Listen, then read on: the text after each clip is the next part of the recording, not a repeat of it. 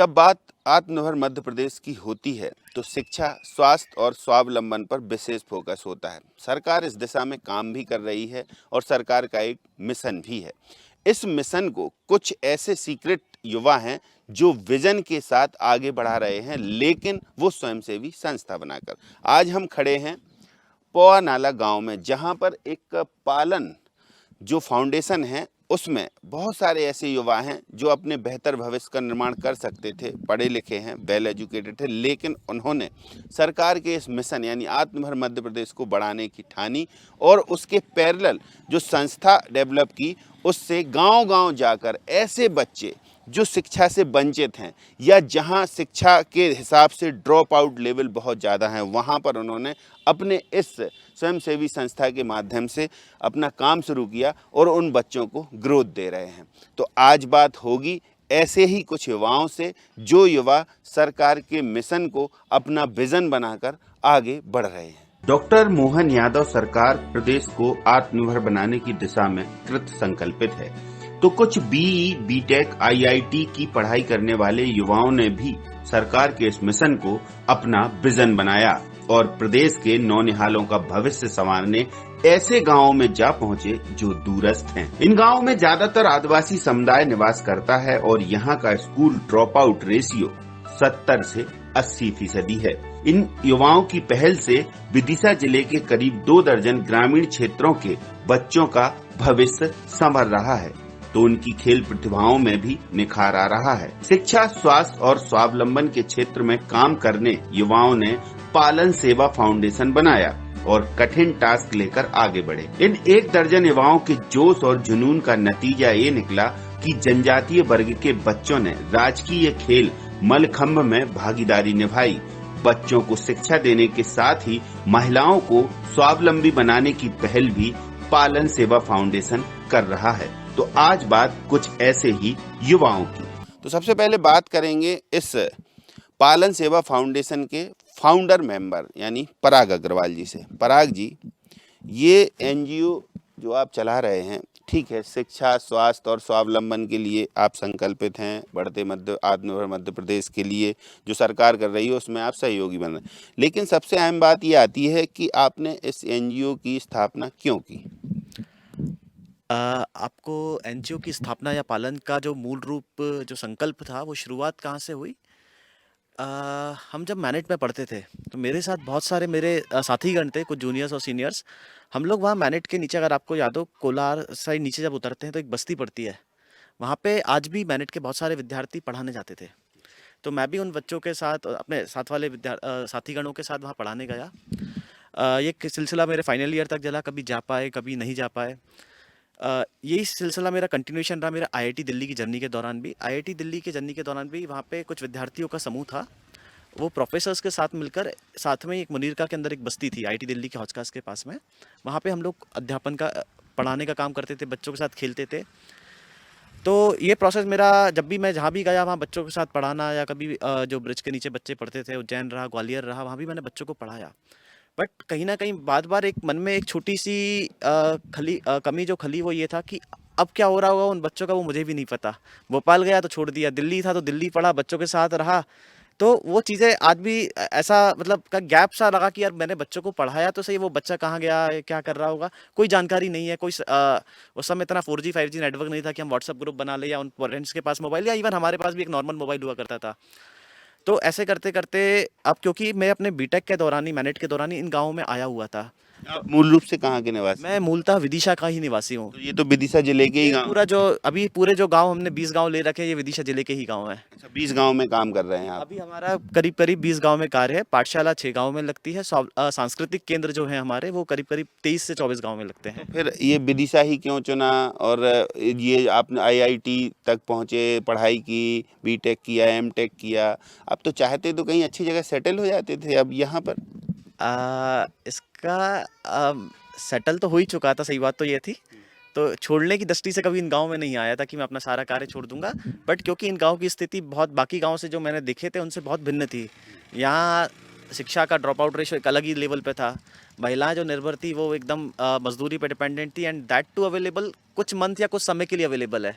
बाकी समय मतलब अवेलेबल है ही नहीं, मज़दूरी भी अवेलेबल नहीं है। पुरुषों की स्थिति ऐसी है कि मतलब आप अभी भी जाओगे तो व्यसन में उलझे हुए हैं, या ताश के पत्ते खेल रहे हैं या फिर कुछ कर रहे हैं। तो हमें एक ऐसी समाज, क्योंकि हमें जो प्राप्त हुआ है वो भी समाज के माध्यम से हुआ है। समाज हमारा कुछ नहीं है एक तरह से। हम तो मतलब हमारे शास्त्रों में तो ये लिखा है कि हमारा ये शरीर तक मेरा नहीं है। मतलब एक तरह से जैसे जो हम गाड़ी आए तो एक तरह से उसे किराए की मान लो, भली राशि हमने दी हो, तो जब जो चीज़ हमारी है ही नहीं तो समाज की है, समाज से प्राप्त हुई, समाज को ही लौटाने खाली हाथ आए थे और खाली हाथ ही जाना है। तो ऐसे करते हुए हमने सोचा यार अब जब कुछ करना है तो ऐसा ठोस व्यवस्था की जाए कि ये जो समाज है ये अपने पैरों पे खड़ा हुआ है। कल आज हम हैं, कल बाई चांस अगर हम कहीं और मूव करते हैं, कुछ और भी स्थिति होती है, तो ये हम पे निर्भरता इनकी ना रहे और ना इनकी शासन पे निर्भरता रहे। तब जाके हम एक सशक्त मध्य प्रदेश, सशक्त गांव या सशक्त। ये इन बच्चों को आपने ये सिलेक्ट किया तो कुछ सोच समझ कर किया होगा कि हमें इन गांव के बच्चों को ही पहले थोड़ा सा आगे बढ़ाना। शुरुआत तो कहीं ना कहीं से करना थी। तो थोड़ा सा मैंने अपना हैंडल दिखा कि मैं भोपाल रहता था उस समय, मिनाल में मैंने घर लिया था। तो मैंने देखा यार पहला गांव सलूस और पौआ नाला मेरे लिए पास पड़ेगा। और जब जो 20 गांव सेलेक्ट करे थे उन दोनों में ये गांव भी थे, तो मैंने शुरुआत सलूस से और पौआ नाला से की थी। सलूस में जब किया तो मैंने कहा पढ़ाएगा कौन। आपके आपके दोस्तों ने नहीं कहा कि कहाँ फंस रहे हो यार, इस इन फालतू के चक्कर में कुछ करो अच्छा सा? अ, तब भी कहा था और आज भी कहते हैं, ऐसा नहीं है। तो वो तो परिवार से लेके सबका था कि कहाँ आप क्या कर रहे हो, छोड़ दिया ये सब चीज़ें। तो जैसे जब आप इसका प्लान कर रहे थे इस स्वयंसेवी संस्था को बनाने का, तो दोस्तों से तो सलाह ली होगी, तो दोस्त बोले होंगे कि ऐसे कहाँ उलझ रहे हो, इतनी अच्छी नौकरी मिल सकती है। आपको पहले का दृष्टिकोण बताऊं तो पहले तो ये था कि सभी लोग मतलब कुछ दोस्तों को छोड़ के जो हमारे साथ में जुड़े हुए थे, सबका यही कहना था कुछ समय हम देते हैं, और मैं खुद भी उसी समय के लिए आया था कि मैं कुछ समय ही दूंगा, बाकी समय अपना कार्य करता रहूंगा। धीरे धीरे करते वो कार्य कब छूट गया ये पता नहीं चला। और बात है जिन दोस्तों की, ये बात सत्य है कि बहुत सारे दोस्तों ने इसका कहा कि ऐसा पूरा टाइम सही नहीं है, परिवार भी ज़रूरी है, ये सब चलता रहा। लेकिन ये भी सत्य है कि आज उनमें से मेरे मैनेट के ही बहुत सारे दोस्त हैं जो इस पाठशाला के ऑपरेशनल चीज़ों को मेंटेन करने में वो लोग सहयोग करते हैं। पाठशाला में हमने देखा कि मैक्सिमम जो बच्चे हैं वो ट्राइबल कैटेगरी के हैं, तो क्या ये सिलेक्शन है या फिर ट्राइबल को आगे बढ़ाने की एक मुहिम से? सिलेक्शन तो नहीं कह सकते, प्रायोरिटी कह सकते हैं। पाठशाला में सभी का स्वागत है, उसमें कोई सामाजिक मतभेद नहीं है। लेकिन हाँ, सिलेक्शन जब हमने गांव का किया था तो हमने ये देखने में आया था, 2 महीने हमने जब कोई कार्य नहीं किया, कि ये सहरिया जो जनजाति है जिसको यूनेस्को तक ने, भारत सरकार ने भी सबसे पिछड़ी जनजातियों में घोषित कर रखा है, इनकी आर्थिक दयनीय सामाजिक स्थिति मूल रूप से बहुत कम हो गई है। और उसका कहीं ना कहीं कारण हम लोग भी हैं। मतलब मैं आपको ये सत्य है कि इन लोगों को, इनके पूर्व में आप अगर इतिहास पढ़ेंगे, इनको हमारी आवश्यकता नहीं थी। हमने हमारी आवश्यकताएं इतनी ज़्यादा बढ़ा ली कि हमने, जैसे 2 जोड़ कपड़ों में काम हो रहा है तो 5 जोड़ चाहिए, गाड़ी एक से काम हो रहा था 2 चाहिए, जो चीज़ नहीं भी आवश्यकता है वो बढ़ती चली गई। तो उसकी पूर्ति कहाँ से हुई? पूर्ति तो भाई चीज़ें तो लिमिटेड है ना। तो कहीं ना कहीं हमने जंगलों को काटना चालू करा। ये लोग अच्छे व्यवसायी टाइप के लोग थे, मतलब इनका एक अलग दृष्टिकोण था, सामाजिक सक्षम थे, इन्हें हमारी आवश्यकता नहीं थी। लेकिन हमने हमारी आवश्यकता की पूर्ति करने में हमें ये पता नहीं चला कि कब हमने इनके घर उजाड़ दिए। तो एक लंबे समय के अंतराल के बाद इनकी स्थिति बहुत ऐसी हो गई कि इनको सामाजिक दयनीय व्यसन की में उलझना, मजदूरी पे डिपेंडेंट होना। तो कहीं ना कहीं समाज की स्थिति थी, समाज के कारण ही यह स्थिति उत्पन्न हुई है और समाज को ही इसकी भरपाई करना पड़ेगी। अपने संकल्प शिक्षा, स्वास्थ्य और स्वावलंबन के साथ पालन फाउंडेशन 3 स्टेप में बच्चों को आगे लाने का काम करता है। पहला है पालन पाठशाला। ये पाठशाला लगातार बच्चों के बौद्धिक विकास पर फोकस करती है। इसके साथ ही उन्हें विज्ञान से संबंधित प्रोजेक्ट के साथ योगा भी कराया जाता है। योगा बच्चों के शारीरिक विकास में कारगर होता है। जहां पाठशाला लगती है वहां सृजन केंद्र यानी स्मार्ट क्लास भी बनाई गई है, जिसमें स्मार्ट बोर्ड, कंप्यूटर और अन्य स्मार्ट पढ़ाई के संसाधन उपलब्ध हैं। बच्चियां हैं कुछ, उनसे ही बात करते हैं। क्या नाम है आपका? अनुष्का मीणा। अनुष्का, यहाँ पर क्या सिखाते हैं आपको? यहाँ को हम इंग्लिश सिखाते हैं और ये हमारे देश से जुड़ी सवाल सिखाते हैं, बहुत सी चीज़ें सिखाते हैं। बहुत सी चीजें कुछ करने के लिए सिखाते हैं कि कुछ करेंगे भविष्य में हम? हाँ, सिखाते हैं। क्या सिखाते हैं? अब मतलब आप क्या बनना चाहते हो? अभी हम तो 8 क्लास में ही, बाई क्लास में सिखाएंगे ना वो। तो स्वाति, आपने क्या सीखा है इधर पर? हमने यहाँ पर बहुत कुछ सीखा है। क्या सीखा? बहुत कुछ, 2-4 बताओ ना हमें। हमने यहाँ पर योगा सीखा हैगा, सूर्य नमस्कार सीखा हैगा। यहाँ पर हमने अपने आगे चलकर क्या बनोगे ये भी सिखाएगा। और अभी हमने प्रोजेक्ट बनाए हैं उनके बारे में बताएंगे हम आपको। हमने क्यों बनाए हैं, किस लिए बनाए, बीमार पड़ते हैं ना उनके लिए बनाएगा। अच्छा। बीमार पड़ते हैं उनका इलाज होता है इसमें। अच्छा, उनका इलाज होता है। तो ये अपने मन से बनाया कि सबने बताया कि नहीं ऐसा कुछ क्रिएट करो, बनाओ? हम नहीं बनाया हमारे मन से। अच्छा, हमारे मन से। तो ऐसा भी लगता है कभी आपको कि कोई समस्या हो तो इनसे सर से पूछ लो कि बता देते हैं? बता देते हैं? हाँ बता देते हैं। तो अच्छे से पढ़ाते हैं हाँ बहुत अच्छे पढ़ाते सब लोग? हाँ। कितने घंटे क्लास लगती हैं। है? हमारे 8 बजे से लगती है 9 बजे तक। 9 बजे, 9:30 बजे तक। तो और क्या खेल कूद करवाते हैं? हाँ खेल भी करते हैं और पढ़ाई भी करते हैं, योगा भी करते हैं। सब कुछ करते हैं? हाँ प्रार्थना भी सिखाते हैं? हाँ आप ही ने प्रार्थना। गाई ना प्रार्थना? हाँ हाँ, तो सभी बताते हैं? हाँ सब कुछ बता। हमें ये कौन बताएगा कि क्या सीखा आपने, क्या सीखा है इधर? हमने बहुत कुछ सीखा। क्या? हमने योगा सीखा, सूर्य नमस्कार सीखा और इंग्लिश पढ़ना सीखा, हिंदी पढ़ना सीखा। अच्छा। यहाँ पे हमें कंप्यूटर भी सिखाया जाता है, योगा जो बेसिक चीज़ें हैं वो भी सिखाई जाती हैं, कैसे रहना है, कैसा क्या करना है, दूसरों के लिए कैसे आगे बढ़ाना है, इसलिए अभी कंप्यूटर भी सिखाएंगे। तो देखिए ये है पालन फाउंडेशन के जो दूरस्थ अंचल के बच्चे हैं, सेलेक्टिव बच्चे हैं, लेकिन ये वो बच्चे हैं जिनको कहीं ना कहीं ये महसूस होता है कि हम और आगे कैसे बढ़ सकते हैं और उन्हें और आगे बढ़ाने का काम पालन फाउंडेशन के ये सभी लोग करते हैं। नमस्कार। यहाँ पालन सेवा में सबसे पहले तो प्रार्थना और हिंदी, इंग्लिश, मैथ, साइंस के प्रोजेक्ट भी हैं। स्टीम पर भी हम काम कर रहे हैं। नवोदय को लेकर कुछ बच्चों के नवोदय के बारे में भी, साइंस के बारे में, कंप्यूटर के बारे में, इंटरनेट से और सामान्य जानकारी, बेसिक जनरल नॉलेज की बातें भी सिखाते हैं। खेल कूद, मलखम हो गया। यहाँ कंप्यूटर लैब भी नहीं दिखाएंगे? बिल्कुल। पराग जी, पीछे ये क्लासेस चल रही हैं, पहले तो ये कॉन्सेप्ट कैसे आया आपके दिमाग? अधिकतर यहाँ के जो आदिवासी पालन सेवा फाउंडेशन की जहाँ पाठशाला है वहाँ पर सृजन केंद्र भी हैं। तो ये सृजन केंद्र में क्या रहता है, पराग जी से ही समझेंगे। पराग जी, ये सृजन केंद्र में आपकी एक लाइब्रेरी भी मेंटेन है, बहुत सारी चीज़ें हैं, स्मार्ट क्लास भी है। तो ये लाइब्रेरी में क्या कुछ खास रहता है? ये एक लाइब्रेरी से अपितु जो हमारे मन में विचार आता है वो ये है कि पुस्तकें होंगी बहुत सारी अलग अलग साहित्य की, अलग अलग विधाओं की। तो ये वो तो है, लेकिन इसके अलावा बहुत कुछ नया है। इसलिए हमने जो इसका नाम दिया है वो पालन सृजन केंद्र। सृजन का मतलब ही होता है सृजन का कुछ इनोवेशंस करना, आविष्कार करना, कुछ नयापन आना। इसमें खास क्या है? इसमें ये खास है, अगर हम बात चले यहाँ हर वर्ग के बच्चे के लिए बहुत कुछ नया करने के लिए है। वो यहाँ पढ़ भी सकता है, ये एक ऐसा वातावरण प्रोवाइड कर रही है, ये एक ऐसा एटमॉस्फेयर दे रहा है जहाँ बच्चा उस वातावरण में रह के खुद एक्सेल कर सकता है, खुद ग्रो कर सकता है। जैसे अगर हम बात करें बहुत छोटे बच्चों की, तो छोटे बच्चों को मैंने आपको शुरू में बताया, जैसे हम यहाँ पे बच्चों को ABCD काका काका नहीं सिखा रहे। अगर हमें उसको सिखाना है तो हमारे पास उसके लिए एक नई किट है। जैसे है ना, जैसे हमें काका का नाम सिखाना है तो बच्चे से बोलते हैं भाई तू अपना नाम बना यहाँ पे। इसको जोड़ के ऐसे अलग अलग चीज़ों को जोड़कर ABCD, इधर जैसे का बनाना है, का बड़ा वाला, तो इधर से ये निकालेगा बच्चा, का बना लेगा। तो ऐसे जोड़ के बच्चा अपना नाम बनाता है। ऐसे नई नई चीज़ें, गिनती सीखना है तो हम बोलते भाई तू गिनती लिख मत, अभी एक काम कर, तू इसमें से कुछ कुछ निकाल के बता, 5 क्या होता है, अच्छा तेरे पास कितनी उंगलियां, इसमें से बता कितनी उंगलियां देख कर। ठीक है, इसको बोलते हैं ये कार्ड गिन, नंबर गिन। तो ऐसे करते करते बच्चा कुछ ना कुछ यहाँ पे गिनतियाँ सीखने का प्रयास करता है।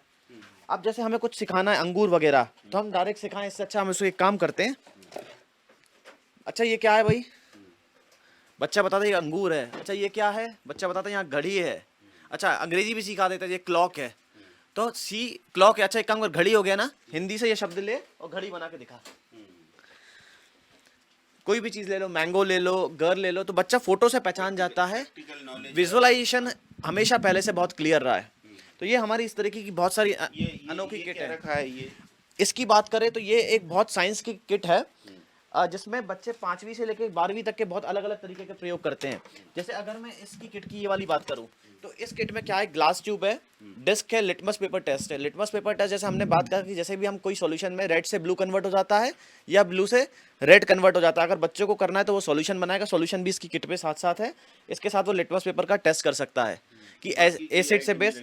अब जैसे इसकी बात करता हूँ मैं आपके साथ, हम जनरली बात करते हैं ये किट है, ऐसे डिस्क मैग्नेट है, सैंड पेपर है, आयरन डस्ट है।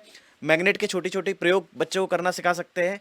प्लास्टिक कोटेड आयरन स्ट्रिप में एलईडी बनाना या कुछ छोटे छोटे प्रयोग से वो कर सकता है। इसमें करीब करीब 2000 एक्सपेरिमेंट हो जाते हैं। अच्छा, हाँ, ये पूरी साइंस की पूरी साइंस किट में मिरर है, कॉनकेव मिरर क्या होता है, कॉन्वेक्स मिरर क्या होता है, कितने स्ट्रिप्स लगेंगे, ये सारी किट्स में बच्चे परफॉर्म कर करके खोल खोल के यहाँ पर एक्सपेरिमेंट कर सकते हैं। जैसे हम बात करें एक छोटा सा प्रयोग की बात करें, ये डायरेक्शन निकालने के लिए ये भी है, कंपास है। तो कंपास से बच्चों को हम वैसे बताएंगे कहाँ है सूर्य। तो सबको एक धारणा गांव में पहले से हमारे पौराणिक में है कि भाई सूर्य जहाँ से उगता है वो ये दिशा होती है, सूर्य जहाँ पे डूबता है वो ये है, इस साइड हमारा उत्तर है, इस साइड हमारा पश्चिम है, पूरब है, पश्चिम है ना। तो ऐसे करते करते हम बच्चों को यहाँ पे चीजें दिखाते हैं। इसके बाद यहाँ पे एक और चीज थी, ये केमिकल भी है कुछ? हाँ, कुछ इसमें केमिकल्स भी हैं। जैसे बहुत छोटे छोटे से सैंपल में अमोनियम क्लोराइड हो गया, बेंजोनियम हो गया, कैल्शियम सल्फेट है, ग्लिसरीन है, ऑक्सैलिक एसिड है, फिनोफ्थलीन है। तो बच्चों को कुछ कुछ एक्सपेरिमेंट्स करने के लिए किस क्लास के बच्चों को काम ये वाले प्रयोग हम जो करवाते हैं केमिकल वाले, ये 7वीं 8वीं 9वीं 10वीं के बच्चों के लिए ये प्रयोग करवाते हैं, प्रैक्टिकल नॉलेज? प्रैक्टिकल करवाते हैं। हाँ जी। अच्छा, ये किताबें भी हैं इसमें, बहुत सारी किताबें। आपको मैं इस किताबों के पहले आता हूँ। अपन चलते बच्चों से लेकर। तो छोटे बच्चे क्या होता है, बिल्कुल पिक्चर देख के जल्दी समझ में आ पाते हैं। उनसे बोलो माता, वो माता को देख के पहचाएंगे, माता का नाम नहीं पता होगा शुरू में। तो हमने विजुअलाइजेशन की तरफ जान गया। जैसे एक छोटी सी किताब है, इस किताब की तरफ आओगे तो बच्चे से बोलते हैं, इसमें लिखा बहुत कम है, पिक्चर ज्यादा है। ऐसे करते करते हम इन किताबों के माध्यम से उसको प्रयोग करना सिखाते हैं। अब जैसे हमारे घर घर में भारत भर में इतिहास बढ़ा हुआ है रामायण की कथाओं का, महाभारत की कथाओं का। तो हमारे एक टेस्ट सीरीज चलती है जहाँ पे हम बच्चों को ऐसी रामायण की कथा, महाभारत की कथा, इन कथाओं के माध्यम से बच्चों को हमारी सांस्कृतिक विरासत के बारे में बताने का प्रयास करते हैं। जैसे एक ये छोटी सी किट है हमारे पास, इस किट का नाम है 10 अवतार। इस किट की खास बात यह कि हमारे भगवान जो 10 अवतार हुए, उस 10 अवतार के बारे में यहाँ पे इस किट में बताया गया है। जैसे इसको आप खोलोगे, मतलब पढ़ाई के साथ साथ धर्म और संस्कृति के साथ साथ आध्यात्मिक शिक्षा, विज्ञान की शिक्षा कैसे दे सकते हैं, खेल की शिक्षा। जैसे ये देखोगे 8वें नंबर पे हमारे कौन से अवतार हुए, तो फोटो से भी क्लियर है। जैसे बहुत सारी चीजें हैं, पीछे लिखा हुआ है भगवान किस रूप में आए। ये कुछ यहाँ पर ये बच्चों ने बनाए हैं, ये जो प्रोडक्ट रखे हैं, ये वामन अवतार है। तो वामन अवतार का फोटो से भी क्लियर हो जाएगा वामन अवतार है। तो ये अच्छा मेथड। ये जो देख रहे हैं यहाँ पे, देखिए आप, ये चंद्रयान रखे हैं, ये बच्चों ने बनाए। ये सारे चंद्रयान के मॉडल के साथ साथ और भी बहुत सारे मॉडल्स हैं जो हमारे बच्चे रोज यहाँ पे कुछ ना कुछ प्रयोग करते रहते हैं। तो उनको जनरली हम शनिवार और रविवार का समय देते हैं कि आप यहाँ पे आओ, ये मॉडल्स को बनाओ, एग्जीक्यूट करो। किताब भारत को जानिए। हाँ, ये एक पुस्तक बहुत अच्छी पुस्तक है। हमारे पाठशाला में ये साल भर चलने वाला प्रयोग है। इसको हमने 4 पार्टों में भाग कर रखा है।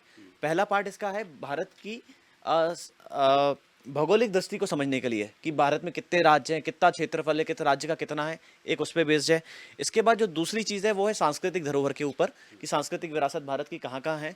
तीसरा जो है नदियाँ कहाँ हैं, क्या चीज़ है। और एक और जो इसमें वैज्ञानिक दृष्टिकोण, तो विज्ञान में कौन से, जैसे आप हमारे यहाँ पे देखोगे तो बहुत सारे वैज्ञानिकों के बारे में, महर्षि अगस्त हैं, प्रफुल्ल चंद्र रे हैं, होमी जहांगीर बाबा हैं, ऐसे बहुत सारे वैज्ञानिकों के बारे में इस पुस्तक में भी है। और बच्चे देखते हैं तो जल्दी सीखते हैं, ऐसा हमारी हर पाठशाला में हमने लगा रखा है। मिलाकर मल्टी लेवल नॉलेज देने की पूरी कोशिश है। और सबसे बड़ी बात है, उसको आधुनिकता से जोड़ते हुए। धर्म है, संस्कृति है, शिक्षा तो है ही, शिक्षा के साथ साथ स्वास्थ्य भी है। स्वास्थ्य पर भी आगे बात करेंगे। इस पाठशाला में बच्चे भी उत्साह से आते हैं और खेल कूद, योगा के साथ वो अपने प्रोजेक्ट भी बनाकर पालन के शिक्षकों को दिखाते हैं। ग्रामीण आदिवासी परिवार भी अपने बच्चों की शिक्षा से संतुष्ट हैं और खुश हैं। अच्छा, ये देखिए, ये जो स्मार्ट बोर्ड है, ये इस पे अभी लाइट नहीं है, इसलिए ये समस्या है। तो कम से कम हाँ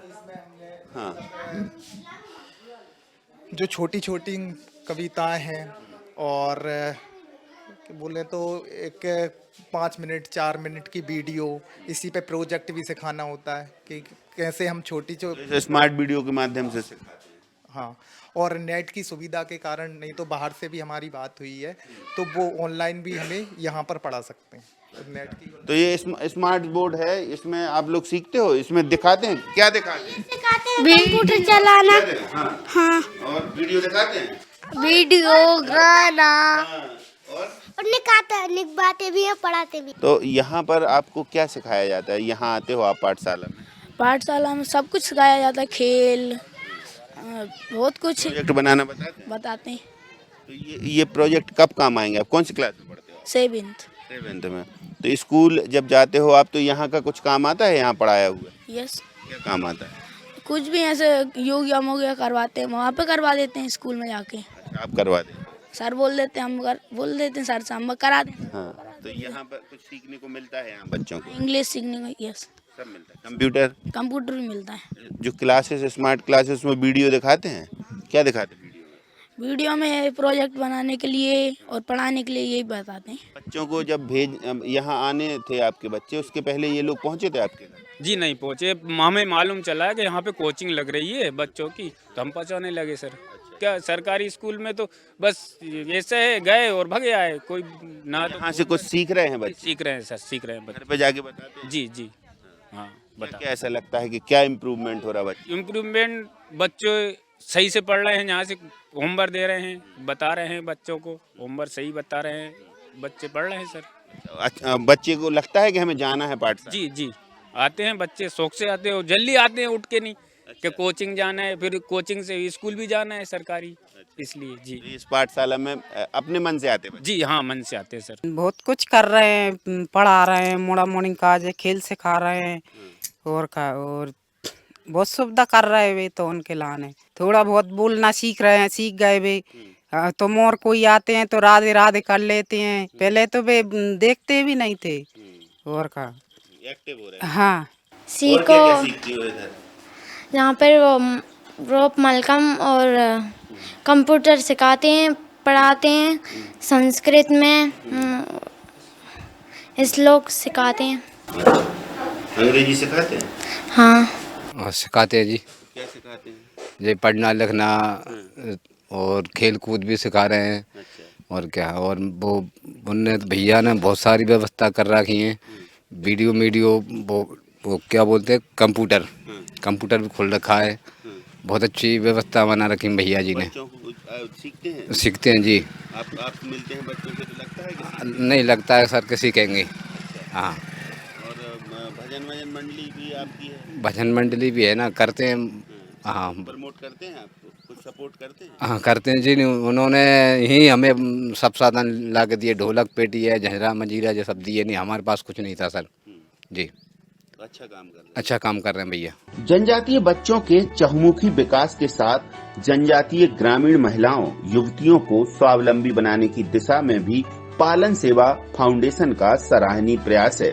इससे अब ज्यादातर महिलाएं मजदूरी छोड़कर खुद का काम करने में जुट गई हैं। तो पराग जी, बना दिया स्वावलंबी, यहाँ जो आपका कॉन्सेप्ट था धीरे धीरे अब आकार ले रहा है। स्वावलंबन में अभी तो हमारे साथ 20 से 25 माताएं जुड़ी हुई हैं, जो क्योंकि अभी ये मेन सीज़न तो हमारा दीपावली का था हो गया है, और ये केंद्र भी हमने अभी 15 से 20 दिन पूर्व ही यहाँ पे शुरुआत की है। तो मैं आपको उत्पाद बताता हूँ। बताइए ना। बहुत ज़्यादा पसंद किए जाते हैं। जैसे ये वाला हमारा उत्पाद है तुलसी दीपक, ये पूर्णतः ऑर्गेनिक है।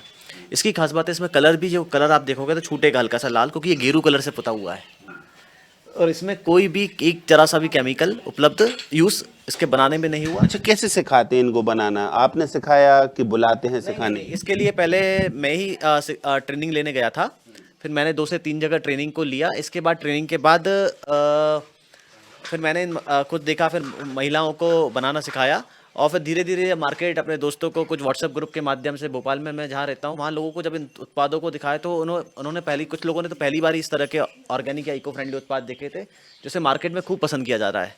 अब इसकी खास बात ये है, इसको यूज़ करने के बाद आप गमले में डाल दो, ये सबसे अच्छी खाद का उपयोग करेगा। ये हमारी शुद्धता की पहचान है, क्योंकि इसमें हमने कोई केमिकल यूज़ नहीं किया। तो ये सभी ऐसे ही गोबर से बने हुए? गोबर के सारे ही उत्पाद अभी गोबर के हैं। कुछ में हमने बस एक्रेलिक कलर्स का उपयोग किया हुआ है।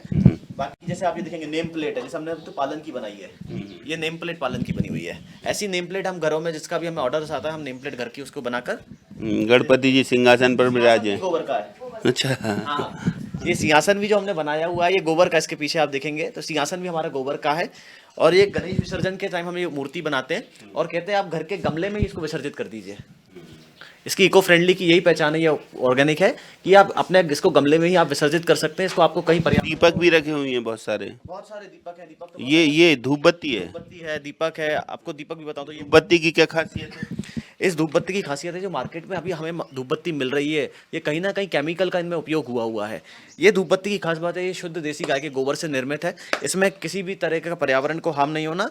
और दूसरे सबसे अच्छी बात है, आज की डेट में खासकर शहरों में हर घर में 4, 5, 7, 8 मोबाइल हो चुके हैं।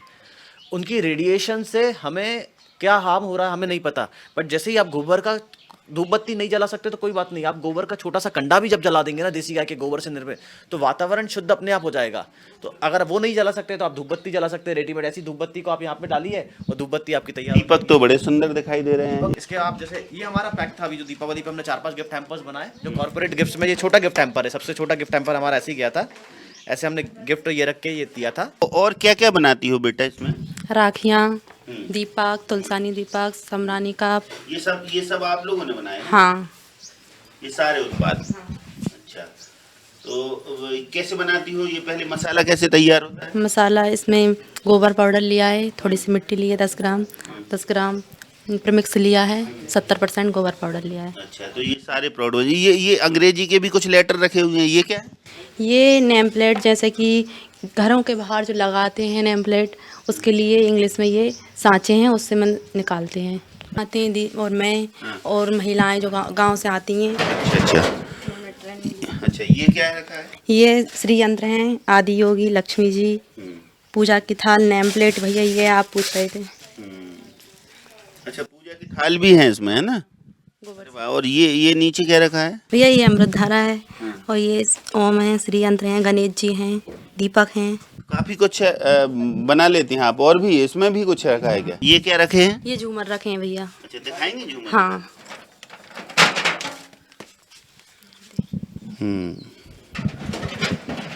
ये है झूमर है। अच्छा, ये घरों के बाहर टांगने के लिए है ना? अच्छा, तो जो महिलाएं यहाँ पर बैठी हुई हैं, जो बना रही हैं, जिन्होंने सीखा है इन प्रोडक्ट को बनाना गोबर से, तो उनसे ही बात करते हैं। क्या नाम है आपका? नज़मा भी। आप इससे पहले क्या करती थी? कुछ नहीं, घर का ही काम करते थे, कुछ नहीं करते थे। तो अब ये कैसे सीखा? जे यहाँ पे भैया आए, मतलब भैया ने बताया कि ऐसा ये गोबर का ये काम है, तो भैया और वो एक मैडम, क्या नाम है, तो वो आई थी भोपाल से, वो सिखाने 15 दिन की ट्रेनिंग ली थी हम लोगों ने, तो उससे फिर हम ये सीख गए थे। फिर भैया ने हमें काम दिया। तो अब इससे कुछ फायदा होता है? फायदा होता है, मेहनत मिलती है, और क्या। कैसे मिलते हैं? पैसे मिलते हैं, काम भी एक मिल गया। काम भी मिल गया। आपको? हमारे लिए भी यही काम मिला है। अच्छा, पहले क्या करती थी? पहले भी हम कुछ नहीं करते थे, घर ही रहते थे। अब कम से कम एक काम है आपके पास। हाँ, काम है। कैसी हैं इतनी महिलाएं हैं आपके गांव में जिनको ये काम मिला है? हिंगी 10-12। आप क्या करती थी? हम भी यही काम करते थे। ये घर का काम? पहले घर का काम करते थे, अब ये काम लिया तो यही करने लगे। अच्छा, तो ये इस काम में आपको अच्छा लगता करना? जी, अच्छा लगता है। आप क्या करती थी इससे पहले? यही घर का खाना बनाना, सब्जी करना, खेती में जाना। तो अब इससे क्या लाभ हुआ, मतलब आपको, कि जैसे आप यहाँ पे आने लगी तो कुछ फायदा हुआ? जी हाँ, अब खेती में नहीं जाना पड़ता, ना मेहनत पे जाना पड़ता है, बस बैठे बैठे जो घर पे बनाते रहो। अच्छा, तो उससे कुछ लाभ हो जाता है? जी हाँ।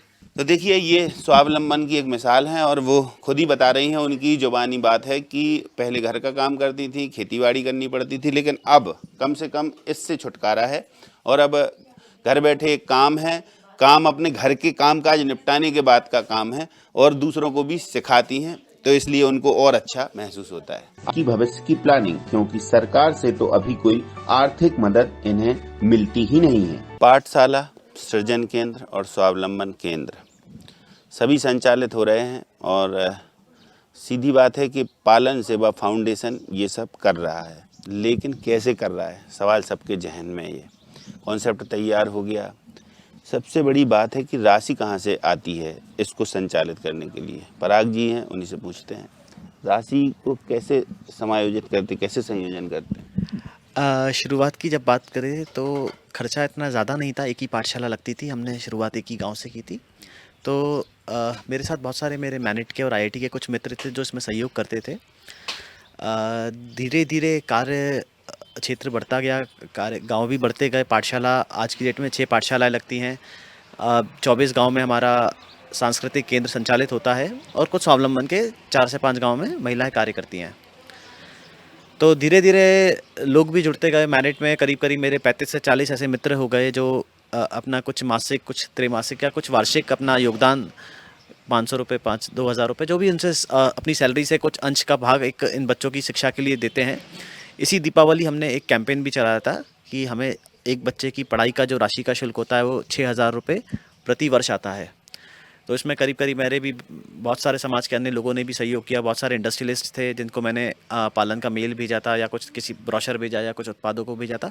उनकी तरफ से भी मुझे जो भी ये पूरा हमारा पालन का जो अभी हमारा एक्सपेंस होता है या खर्च आ रहा है, ये क्योंकि समाज की आवश्यकता है तो समाज ही इसकी पूर्ति कर रहा है। और महाकाल बाबा की कृपा से ये सब हो रहा है। कैसे हो रहा है ये तो मैं भी ना समझ पा रहा हूँ, बट हाँ, लेकिन जैसे ही खर्चे बढ़ते हैं तो धीरे धीरे समाज के कुछ सहयोग बढ़ते हैं। मैं भी डोनेशंस के लिए हर वीकली की बात करूँ तो कुछ ना कुछ मेल भेजता हूँ, किसी लोगों से बात करता हूँ। इवन मुंबई से भी एक हमारे मदद करते हैं लोग, इसमें मदद करते हैं। तो मदद के साथ ऐसा भी होता है कि कभी सरकार को अप्रोच क्यों नहीं किया? फिर अगर आप इतना आपका प्लान है, कॉन्सेप्ट है, तो मदद के लिए मित्र, दोस्त, यार, रिश्तेदार या फिर समाज, इसके अलावा भी सरकार क्यों नहीं? नहीं, सरकार से मना ही कुछ नहीं है कि सरकार से नहीं लेना। हम समाज को स्वावलंबी बनाने पे चले थे, क्योंकि पालन की जो अवधारणा थी वो ये था समाज का कार्य समाज ही उसकी पूर्ति करे। भारत का दृष्टिकोण भी ऐसा था कि भारत में पूर्व में भी बहुत सारी धर्मशालाएं हुई, हॉस्पिटल्स हुए, बहुत सारे ऐसे केंद्र हुए जो सेवा का कार्य कर रहे थे और समाज ने ही उनकी पूर्ति की थी। तो पालन में जब हम ये बात करते हैं कि यह स्वावलंबी समाज का निर्माण करें तो पहले संस्था को भी स्वावलंबी होना पड़ेगा। तो संस्था को स्वावलंबी कैसे करेगा, तो हमने ये विचार किया था, ये नींव रखी थी, हाँ एटलीस्ट हम कोशिश करें कि जो भी हमारे ऑपरेशनल एक्सपेंसेस हो रहे हैं उसको हम हमारे बेसिक खुद के दानदाताओं से, खुद समाज के सहयोग से उसकी पूर्ति करें। अप्रोच करेंगे सरकार को कभी भविष्य में? हाँ, भविष्य में बिल्कुल हम सरकार से, हमें कोई फंड मिलता है तो हमें इसकी मनाही नहीं है। कोशिश हमने ये करी थी कि हम भी अपने पैरों पे खड़े हुए हैं, हम आगे अप्रोच करेंगे। अभी तक हमने समाज पे, सरकार को इस तरीके का अप्रोच कभी नहीं किया। तो सरकार को अप्रोच नहीं किया। अच्छा, आगे का क्या एजेंडा है? आगे की अगर बात करें तो मैं अभी हमारी पाठशालाएं लगती है 6 गाँव में। करीब करीब 7 से 8 गाँव ऐसे हैं जहाँ से नियमित हमें पाठशालाएं खोलने के लिए, उनके गाँव में संचालित करने के लिए बार बार मैसेज आ रहा है, कॉल आ रहा है, इवन मिलने भी आ रहे हैं। तो उन गाँव में हम पाठशाला खोलेंगे। इसके पहले हम कुछ जगह हमने चिन्हित करी और 1-2 जगह और देख रहे हैं। तो कोशिश कर रहे हैं हम जल्द से जल्द इस जगह का चिन्हित करते हुए एक बड़ा पालन सेवा का एक जोनल सेंटर हम यहाँ पे ओपन कर रहे हैं। उसके पीछे की कॉन्सेप्ट ये है कि हम वहाँ पे एक तो छोटा सा केंद्र बना सकें, जिसमें जैसे अभी कुछ दिन पूर्व ही मैनेट के विद्यार्थी हमारे यहाँ आए हुए थे, क्योंकि मैं खुद भी मैनेट से पास आउट हूँ और मेरे बहुत सारे दानदाता भी मैनेट से जुड़े हुए हैं। और मैनेट एक तरह का मतलब मन से और वैसे भी हमारा एक बेस रहा। तो जैसे वो विद्यार्थी अपने विद्यार्थी जीवन में कुछ समय घर पे व्यतीत करते हैं, कुछ अपना सेवा कार्य में देना चाहते हैं, तो वो यहाँ पे रुकें और आके इन पाठशालाओं को, इन स्वावलंबी में जो भी आवश्यकता है, जैसे मार्केटिंग है, रिसर्च है, पैकेजिंग है, ऑपरेशनल्स हैं, तो वो यहाँ पे रह सके, सहयोग कर सकें। साथ ही हम उसमें एक स्वास्थ्य केंद्र का निर्माण करना चाह रहे हैं जो भारत की पौराणिक पद्धति पे बेस्ड हो। और एक स्कूल का आगे मेरी इच्छा है कि यहाँ पे एक अच्छा स्कूल में निर्माण कर सकूँ। अगर समाज का या कुछ अगर ऐसी सरकार का कोई सहयोग मिलता है तो मैं एक अच्छे स्कूल्स की तरफ यहाँ बढ़ूंगा। और साथ साथ एक स्वावलंबी के साथ साथ एक स्किल डेवलपमेंट का बहुत बड़ा सेंटर यहाँ मेरा मन ज़रूर है।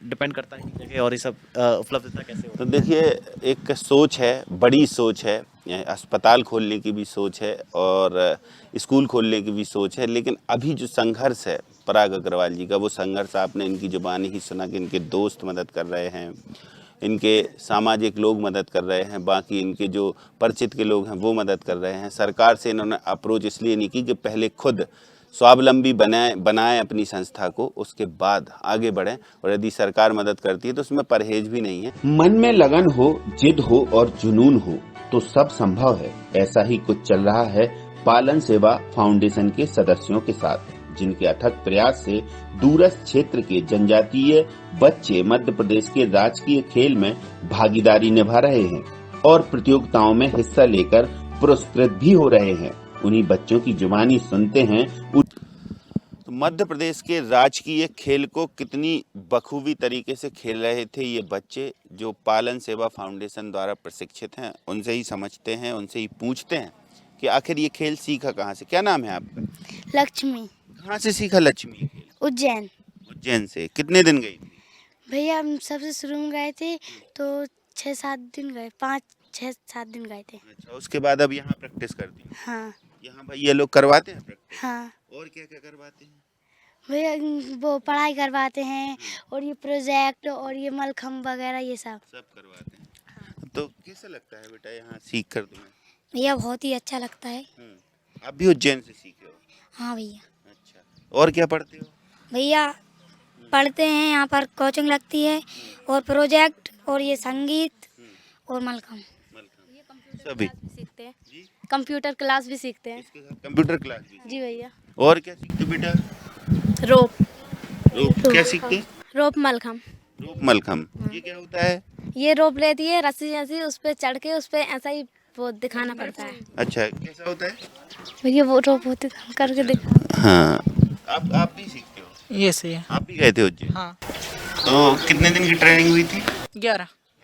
आप भी गई थी? हाँ। क्या नाम है आपका? पलक अहरवार। जानता भी नहीं था। हाँ। मैं भैया इसको कोई को भी नहीं जानता था, मतलब भैया सबको एक दूसरे को नहीं जानते थे? हाँ नहीं भैया। हाँ, फिर भैया ने वो चालू करवाई पालन पाठशाला, जब से हम एक दूसरे को पहचानने लगे। ये तो बहुत अच्छी बात है। तो पराग जी, ये जो कॉन्सेप्ट है, ये जो मध्य प्रदेश का जो राजकीय खेल है, ये भी सिखा रहे हैं आप और बहुत बखूबी तरीके से। तो ये कॉन्सेप्ट कहाँ से आया कि अब शिक्षा हो गई, स्वास्थ्य पे ध्यान दिलवा ही रहे हैं, स्वावलंबी बना ही रहे हैं, अब कौशल विकास भी कर रहे हैं? ये आपको शायद 2 महीने की जब हमारा मलखम शुरू हुआ था, यहाँ पे घास थी इतनी बड़ी बड़ी, तो हमने उस घास को साफ़ करवाने के बाद 2 माह ही हुआ था मेरे लगाए हुए। और ये बच्चे इसमें से बहुत सारे कौन भोपाल गया था?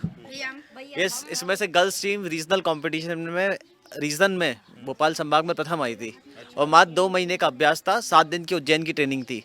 तो इनका जो हिडन टैलेंट था वो अपने आप उभर के आ गया। बस क्या ऐसा हो, क्या शासन करे यहाँ इन बच्चों के लिए जो जनजातीय बच्चे हैं कि थोड़ा सा और ग्रोथ करें? ज़रूरत है यहाँ पे, क्योंकि अगर प्रॉपर खेल की बात करें तो एक प्रॉपर स्पोर्ट्स एकेडमी हो गया या फिर स्पोर्ट्स का कुछ कॉम्प्लेक्स, छोटा भी अगर हम कॉम्प्लेक्स एक डेवलप कर सकते हैं आसपास के 20 या 25 गांव के लिए, तो यहाँ बहुत अच्छी स्पोर्ट्स की प्रतिभाएं छुपी हुई हैं। ज़रूरत है हमें उसे निखारने की।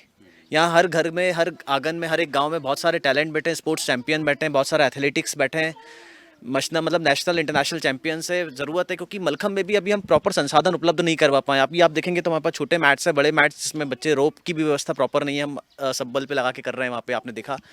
तो वो व्यवस्था है, जब हम इनको सुचारू रूप से प्रोवाइड कर पाएंगे तो इनका जो टैलेंट है, जो इनका प्रतिभा है, वो अपने आप निखर के आने लगेगी और एक बहुत अच्छे नेशनल इंटरनेशनल चैंपियंस हैं हमारे। तो अच्छा ये बताओ कि आप लोगों को सुविधाएं मिलेंगी तो एक साथ बोलना तो और अच्छा करोगे? हाँ भैया। करोगे बहुत अच्छा? तो चलिए देखिए, अब इनकी आवाज़ जहाँ तक पहुँचा सकेंगे हम भी पहुँचाने की कोशिश करेंगे। तो ये पूरा आपने एक पालन जो सेवा फाउंडेशन है उसका एक पूरा कार्यक्रम देखा हमने, मिनट टू मिनट, और सुबह से लेके शाम तक इनकी क्या क्या प्रक्रियाएं होती हैं, कैसे कैसे सिखाते हैं, वो हमने आपको बताया। कोई एक स्वयंसेवी संस्था जो IITians चला रहे हों, जो मेनेस से पास आउट चला रहे हों, जब वो अपना भविष्य संवार सकते तो इन बच्चों का कितना भविष्य संवार सकते, क्योंकि इस दिशा में वो आए हैं अपनी नौकरी छोड़कर। निश्चित तौर से एक समाज सेवा का काम है। आत्मनिर्भर मध्य प्रदेश के बढ़ते कदम में एक कदम ये भी साथ निभा रहे हैं। चलिए, हमारी शुभकामनाएं हैं इनके लिए। तो आज के हमारे इस खास कार्यक्रम में हमने आपको बताया कि एक स्वयंसेवी संस्था जो इंटेलेक्चुअल पर्सनालिटी डेवलप करती हैं, वो कैसे ग्रोथ करवाती हैं उन बच्चों का जो बहुत अछूते रहते हैं, जो बहुत दूरस्थ रहते हैं और जनजातीय वर्ग से बिलोंग करते हैं, और उनको सुख सुविधाएं तो दूर की बात है, उनको वो सुविधाएं भी नहीं मिलती जो सरकार देने का वादा करती है, तो उन तक पहुंचाते हैं। अगली बार हम फिर किसी ऐसे ही कार्यक्रम में ऐसे बच्चों से, ऐसे सामाजिक जो गतिविधियां हैं उनके बारे में आपको रूबरू कराएंगे। तब तक के लिए दीजिए हमें इजाज़त। वीडियो जर्नलिस्ट रवि यादव के साथ मैं महेंद्र विश्वकर्मा, DNN न्यूज़, विदिशा।